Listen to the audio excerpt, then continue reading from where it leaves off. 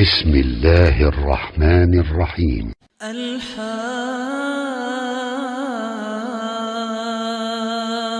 الحاقة ما الحاقة وما أدراك ما الحاقة كذبت ثمود وعاد بالقارعة فأما ثمود فأهلكوا بالطاغية وأما عاد فأهلكوا بريح صرصر عاتية سخرها عليهم 7 ليال و8 أيام حسوما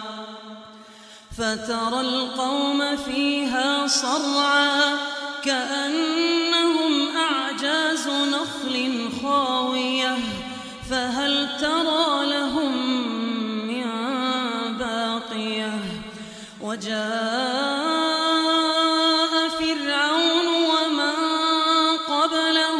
والمؤتفكات بالخاطئة فعصوا رسول ربهم فأخذهم أخذة رابية إنا لما طغى الماء حملناكم في الجارية لنجعلها لكم تذكرة وتعيها أذن واعية فإذا نفخ في الصور نفخة واحدة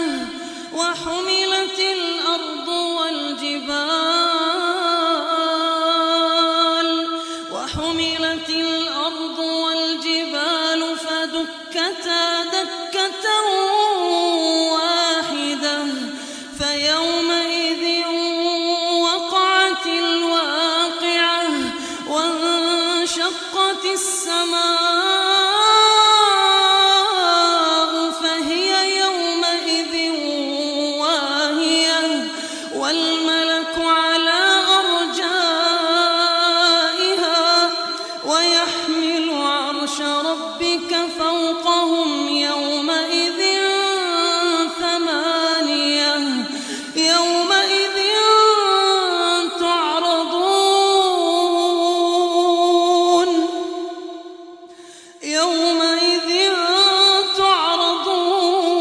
تعرضون لا تخفى منكم خافية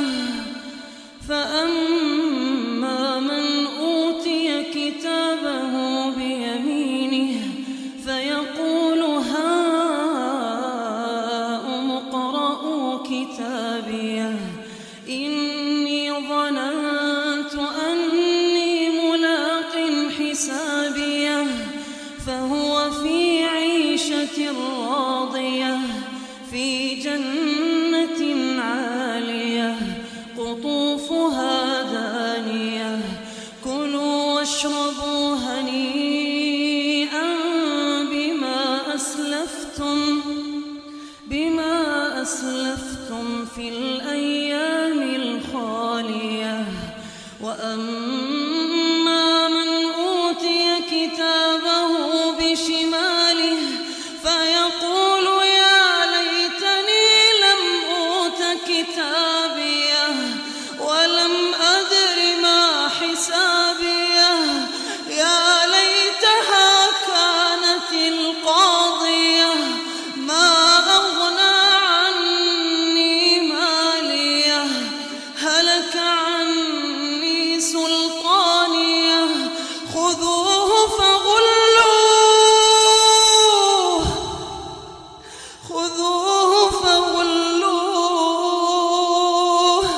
ثم الجحيم صلوه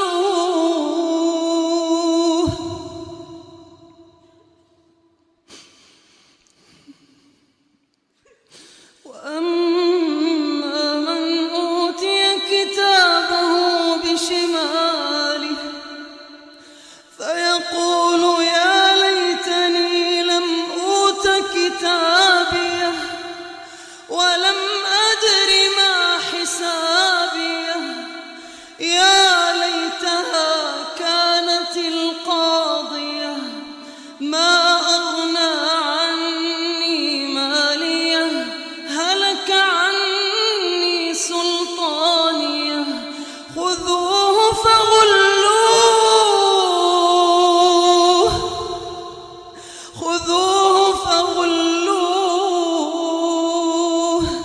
ثم الجحيم صلوه ثم في سلسلة ذرعها 70 ذراعا فاسلكوه إنه كان لا يؤمن بالله العظيم ولا يحض على طعام المسكين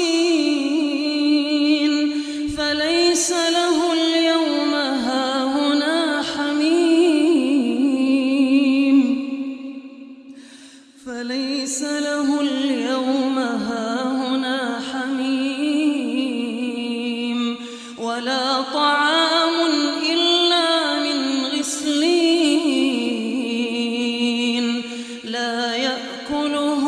إلا الخاطئون